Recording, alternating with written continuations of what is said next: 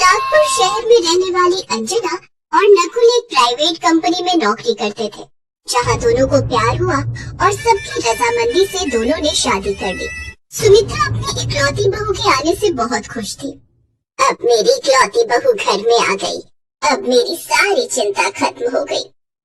अभी तो हम दोनों की शादी हुई है माँ जी, लेकिन मेरी ननद प्रिया की शादी करना तो अभी बाकी है।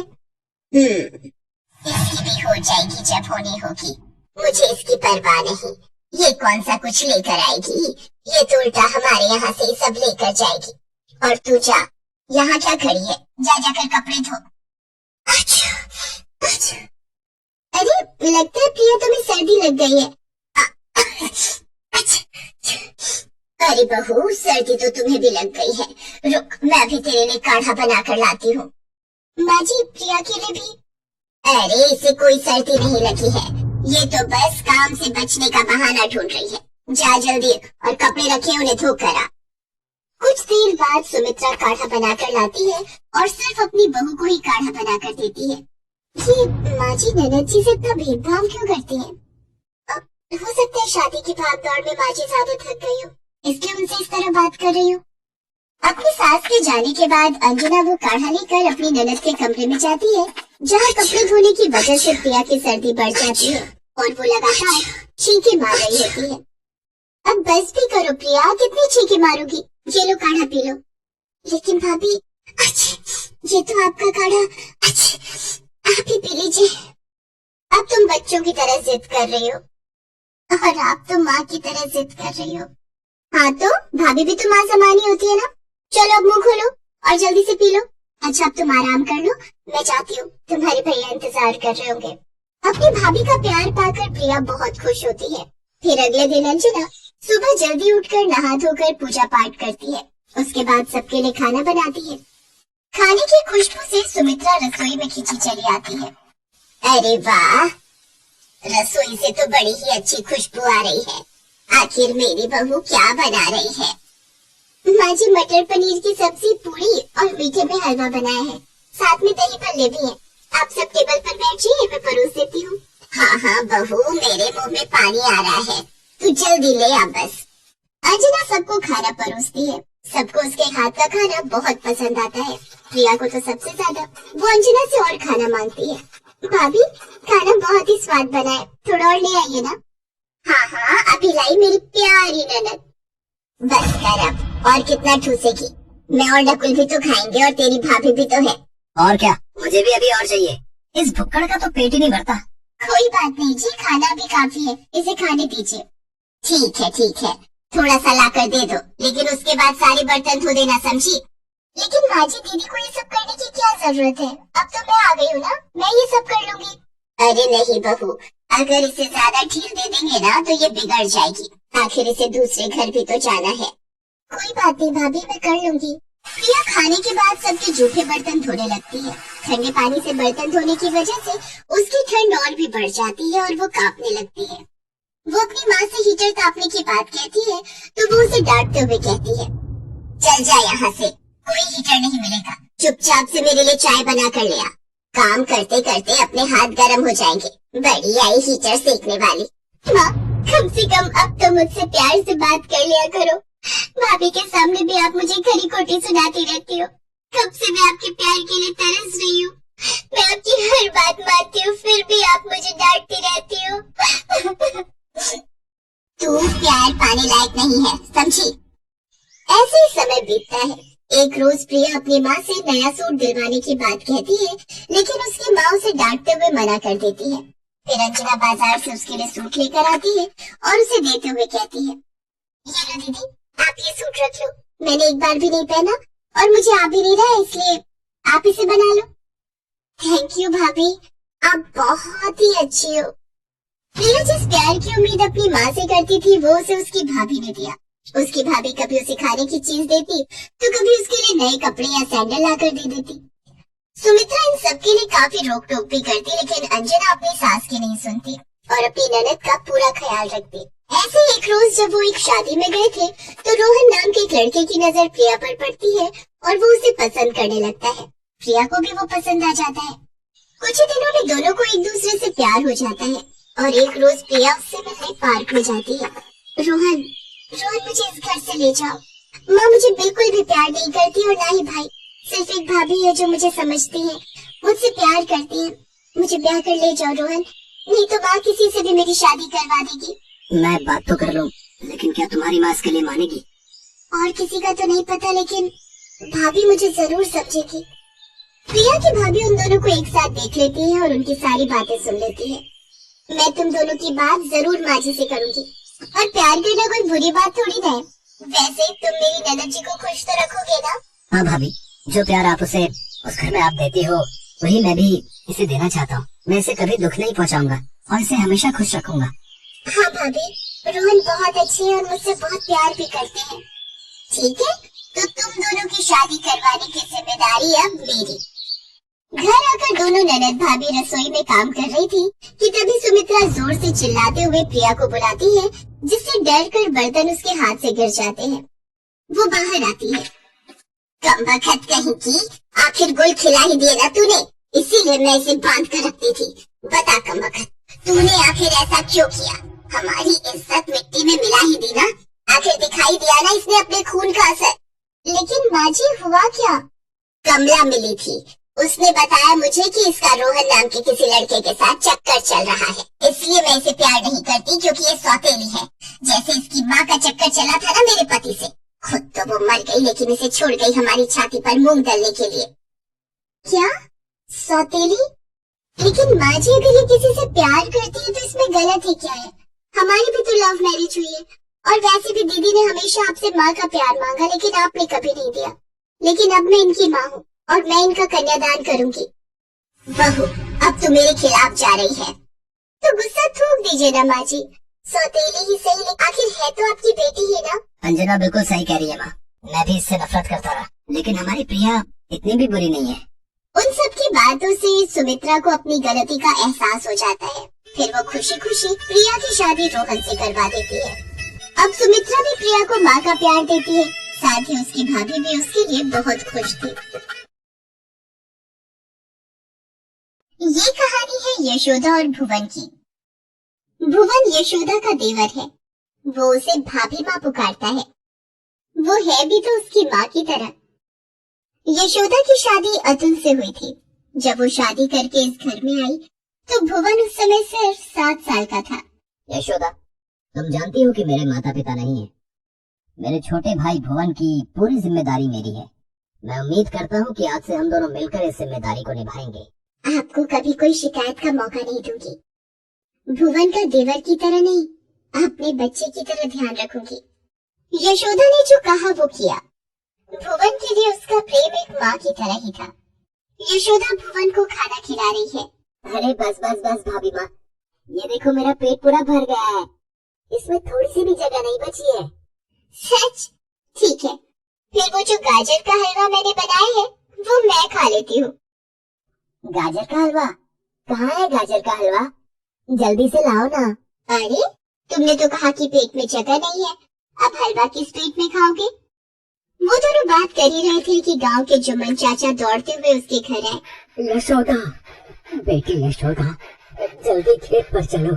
क्या हुआ जुम्मन चाचा? अनर्थ हो गया बेटी, अनर्थ। अतुल को किसी जहरीले सांप ने काट लिया है, उसकी हालत ठीक नहीं है। यशोदा और भुवन जब तक अतुल के पास पहुँचे उसका शरीर तो वही था, लेकिन उसकी आत्मा एक लंबे सफर पर निकल गई थी। यशोदा का रो रो कर बुरा हाल था। अपने बड़े भाई की लाश देखकर भुवन की आंखों से भी आंसू रुकने का नाम नहीं ले रहे थे। रोते रोते वो बेहोश हो गया। पर यशोदा के जीवन में होली ने अपनी दर्द भरी कहानी लिखी थी, लेकिन उस असहनीय दर्द में भी यशोदा के कानों में अपने पति की वो बात गूंज रही थी जो उन्होंने यशोदा के पहली बार घर आने की बात कही थी। मेरे छोटे भाई भुवन की पूरी जिम्मेदारी मेरी है। मैं उम्मीद करता हूँ कि आज से हम दोनों मिलकर इस जिम्मेदारी को निभाएंगे। यशोदा ने अपनी भावनाओं पर नियंत्रण किया। उसने न सिर्फ अपने आंसू खुद पोंछे, बल्कि अपने पति की जलती चिता के सामने भुवन को गले लगाकर उसे ये भी आश्वस्त किया कि आज से वो सिर्फ उसकी भाभी माँ नहीं, उसकी भैया भी है। यशोदा के जीवन का सबसे बड़ा लक्ष्य था अपने देवर को उसके पांव पर खड़ा करना। उसे हर वो खुशी देना जो उसके भैया देना चाहते थे। एक दिन जब वो हमेशा की तरह खेत पर जाने के लिए निकल रही थी, तो उसने देखा कि भुवन भी बैलों के पास खड़ा है। अरे, तू यहाँ क्या कर रहा है? आज स्कूल नहीं जाना क्या? नहीं भाभी माँ। अरे क्यों? तेरी तबीयत तो ठीक है ना? भाभी माँ, मुझे बुखार नहीं है, लेकिन अब मैं स्कूल नहीं जाऊंगा। क्यों? किसी ने कुछ कहा क्या? नहीं भाभी माँ, तुम मेरे लिए कितनी मेहनत करती हो, चाहे गर्मी हो या सर्दी या बारिश।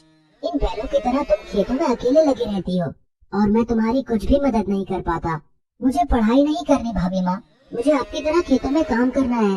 अरे बाप रे, मेरा छोटा सा देवर इतना बड़ा हो गया, इतनी बड़ी बड़ी बातें करने लगा। मुझे और क्या चाहिए? लेकिन अभी तुम्हें पढ़ना है, खूब पढ़ना है, बहुत बड़ा आदमी बनना है। तुम्हारी भाभी माँ को तुम्हारी यही मदद चाहिए। बोलो, करोगे ऐसे मेरी मदद? भुवन अपनी भाभी माँ की बात नहीं टाल सकता था। उसने वादा किया कि वो अब खूब पढ़ेगा और अपनी भाभी माँ का नाम रोशन करेगा। इस बीच यशोदा के साथ एक और घटना घटी। यशोदा जवानी में ही विधवा हो गई थी। वो दिखने में बहुत सुंदर थी। इस कारण गांव का साहूकार उस पर बुरी नजर रखता था। वो उसे आए दिन परेशान किया करता था। एक दिन शाम को जब यशोदा खेत से लौट रही थी, तभी उस साहूकार ने उसका रास्ता रोक लिया। अरे क्यों अपनी जवानी इन खेतों में बिता रही हो यशोदा? एक बार मुझे खुश कर दे, रानी बनाकर रखूंगा तुझे, रानी। हाँ। तू फिर आ गया? बड़ा ही बेशर्म है। अरे क्या करूं, तू चीज ही है इतनी करारी कि बेशर्मी करने का मन करता है। तू हटता है कि नहीं आगे से? इतना जुल्म मत करो यशोदा अपने प्रेमियों पर। सबके नसीब में नहीं होता इतना प्यार। कहाँ तू स्वर्गवासी अतुल के भाई भुवन के लिए अपना जीवन बर्बाद कर रही है? देख, फिर से कह रहा हूँ, जवानी को बर्बाद मत कर, इसका उपयोग कर। फिर देख क्या नहीं होगा तेरे कदमों में। ये कहकर साहूकार उससे जबरदस्ती करने की कोशिश करने लगा। गुस्से में यशोदा ने अपने साथ रखे हंसिए को निकाला और उसके गले पर लगा दिया। देख, एक ही झटके में तेरी मुंडी नीचे जमीन पर तड़पती हुई दिखेगी, इसलिए भलाई इसी में है कि यहाँ से इतनी दूर भाग जा जहाँ मेरी नजर तुझ पर ना पड़े, क्योंकि अगली बार अगर तू मुझे दिख गया तो तू जिंदा नहीं रहेगा। साहूकार वहाँ से न सिर्फ अपनी जान बचाकर भागा, बल्कि उसने गांव ही छोड़ दिया। दूसरी ओर साहूकार की ये सारी बदतमीजी भुवन के एक दोस्त देवेश ने देख ली थी। वो भागा भागा भुवन के पास गए और उसे सारी बात बताई। भुवन की आंखों में आंसू आ गए। अपनी भाभी माँ के प्रति उसके दिल में और भी प्यार बढ़ गया। समय धीरे धीरे करके बीतने लगा। यशोदा के बालों में अब सफेदी आ गई थी। भुवन की पढ़ाई पूरी हो गई थी। उसे शहर में अच्छी सी नौकरी भी मिल गई थी। फिर यशोदा ने एक अच्छी लड़की देखकर भुवन की शादी कर दी। भुवन अपनी पत्नी प्रेरणा से हमेशा अपनी भाभी माँ की बातें करता और उनकी खूब तारीफ करता। शादी के कुछ दिनों बाद की बात है। भुवन और प्रेरणा बातें कर रहे हैं। भुवन, गांव में तुम्हारी इतनी जमीन है, फिर भी हमें यहाँ शहर में किराए पर रहना होता है। क्यों ना गांव की जमीन बेचकर यहाँ फ्लैट में रह जाए? वो मेरी जमीन नहीं है, भाभी माँ की है, उन्हीं ने उसे संभाला है। भाभी माँ, भाभी माँ, भाभी माँ, जब देखो उन्हीं के नाम की माला जपते रहते हो। अरे वो तुम्हारे पुरखों की जमीन है जिस पर तुम्हारी भाभी माँ कुंडली मारकर बैठी है। ये नहीं दिखता तुम्हें?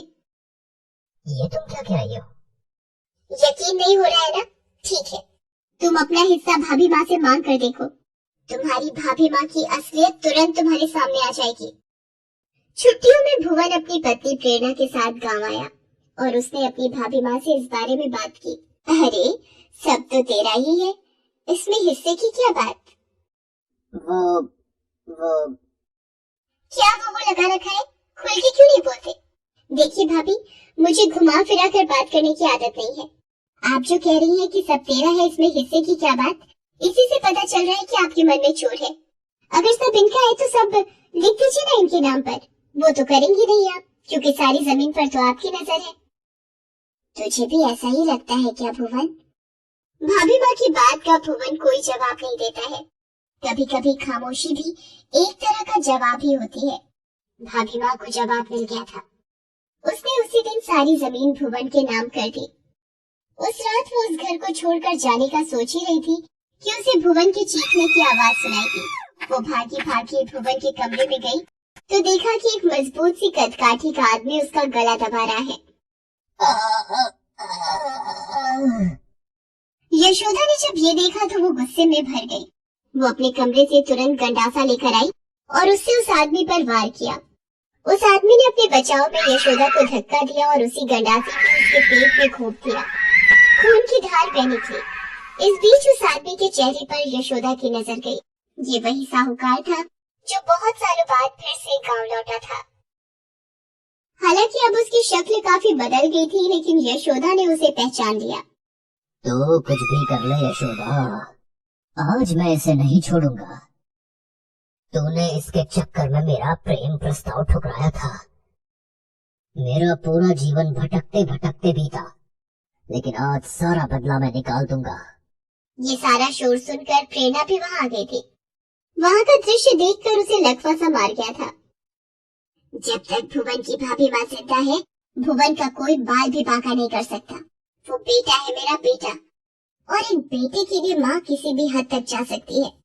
मैंने तुझे पहले भी कहा था ना कि मेरे सामने फिर कभी मत आना, नहीं तो जिंदा नहीं बचेगा तू। लेकिन फिर भी तो आ गया। ये कहकर यशोदा ने साहूकार के हाथों से गंडासा छीनकर उस पर जोरदार हमला कर दिया। तुरंत ही उसकी मौत हो गई। यशोदा के पेट से बहुत खून निकल रहा था। उसकी आंखें बंद हो रही थी।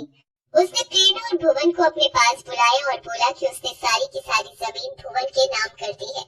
भुवन और प्रेरणा की आंखों में पश्चाताप के आंसू थे और यशोदा की आंखों में खुशी के आंसू। आज उसने अपने पति से किया वादा पूरा कर दिया था।